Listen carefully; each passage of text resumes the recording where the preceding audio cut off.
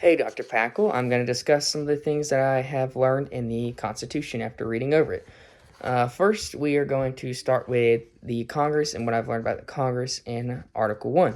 Start with Article 1, Section 1. It states all legislative powers herein granted shall be vested in a Congress of the United States, which shall consist of a Senate and House of Representatives. This means it means that this basically means that the authority to make and enact laws rests with the Congress. This means that not all legislative powers are created by the president or the courts. Congress which also consists of the House and the Senate. It's important to have the House and the Senate in place to keep a checks and balance system. In fact, the Senate consists of 2 members from each state, and then the House is based on population from each state.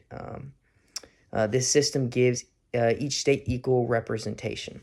Then you have Article 1, Section 3, no person shall be a senator who shall not have attained the age of 30 years and had been 9 years a citizen of the United States, and who shall not, when elected, be an inhabitant of that state for which he shall choose. This means that in order to become a senator, you must be at least 30 years old and resided in the United States for 9 years. Also, you must inhabit in the state you are representing. These qualifications are very important, as you need that age there for the maturity and experience. It's also important to know the wants and needs of your state. That's why you should reside in the state you are going to represent. It's important for an individual with strong values and knowledge of the U.S. to fulfill these roles. Then you got Article 1, Section 2, no person shall be a representative who shall not have attained the age of 25 years and have been 7 years a citizen of the United States, and who shall not, when elected, be an inhabitant of the state in which he shall be chosen. So essentially, this means that you must be 25 years old to serve as a representative. You must have resided in the United States for at least 7 years, and you must inhabit in the state which you are representing. Again, it's the same thing with the last one. These qualifications are important because you must have the maturity and experience to serve and reside in the state you're representing, so you know the issues and problems your state is facing and the wants and needs that they have. This is very important. This helps protect the American citizens so that their representatives are knowledgeable.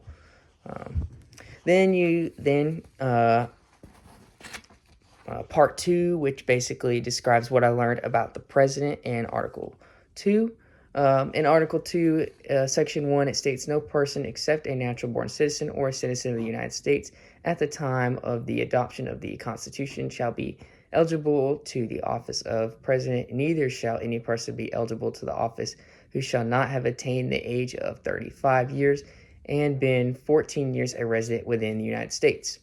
This means that the candidate for the president must be at least 35 years old, must have resided in the United States for at least 14 years to the date they're running. They also must be a natural-born citizen of the United States. They can't be raised or grown or anywhere else. They can't have been born anywhere else. They must have been born in the United States. This is very key, as our president has to hold the fundamental principles of the United States, and they must have a deep knowledge of U.S. history and be very, very knowledgeable about the ongoing problems within the states. Again, these restrictions are in place to keep the citizens of the United States safe. Then in Article 2, Section 2, the President shall be Commander-in-Chief of the Army and Navy of the United States and the militia of several states. When called into actual service of the United States, he may require the opinion in writing of the principal officer in each of the executive departments upon any subject relating to the duties of their respective offices, and he shall have power to grant reprieves and pardons for offenses against the United States, except in cases of impeachment. So this means that the president is the commander-in-chief of the U.S. Army and Navy, although Congress controls funding and they control the ability to declare war. The president controls the operations and decisions of the military. This is very important. It ensures the president has the power to make some of the most important decisions. The president's control of our military is a crucial power, and it keeps all of us safe.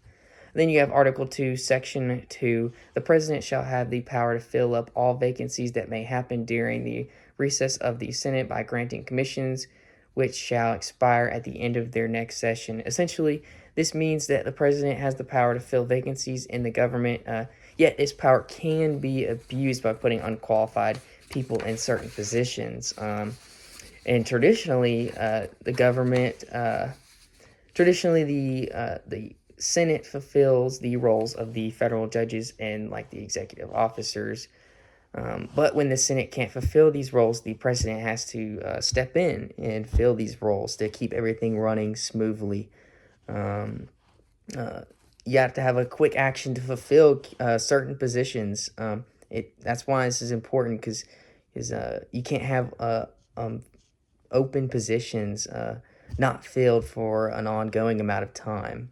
At some point, the president will have to step in and fill those if the Senate cannot act upon and do so. Okay, and then in part 3, some of the 2 things that surprised me about reading the Constitution. First one, Article 2, Section 1, the president shall at stated times receive for his services a compensation which shall neither be increased nor diminished during the period for which he shall have been elected, and he shall not receive within that period any other allotment which from the United States or any of them. This means that the president will receive a fixed salary, which means it cannot be decreased or increased. In fact, a lot of presidents, well, not a lot, some, they donate their salaries to charities. But this is very important, and I thought this was interesting. I didn't think about this topic much before I read the Constitution, but this is very important, as a fixed salary promotes fairness and ensures that the president does not get paid like a ridiculous amount of money. You gotta, put that in place, because some presidents will abuse the power of being able to adjust their salary. So it's important to have a fixed rate. And then Article 4, Section 7, the ratification of the conventions of 9 states shall be sufficient for the establishment of this Constitution between these states, so ratifying the same. This basically means that to ratify the Constitution, 9 of the 13 original states had to agree upon ratifying it. I thought this was very interesting, as not all the states, only 9 of the 13 had to agree upon it. That was quite interesting to me, but at the same time, it was hard for all the states to be on the same page and to agree upon this, upon a certain decision. That's why this had to go into place, because nothing would get done, because not all 13 states would always agree 100% of the time. This makes a practical process for getting the Constitution ratified. But yeah, that is what I learned, and I'm sorry the video was so long. I was trying to go as fast as I can, but it was a lot to cover in a short period of time. I appreciate everything, and I look forward to hearing from you.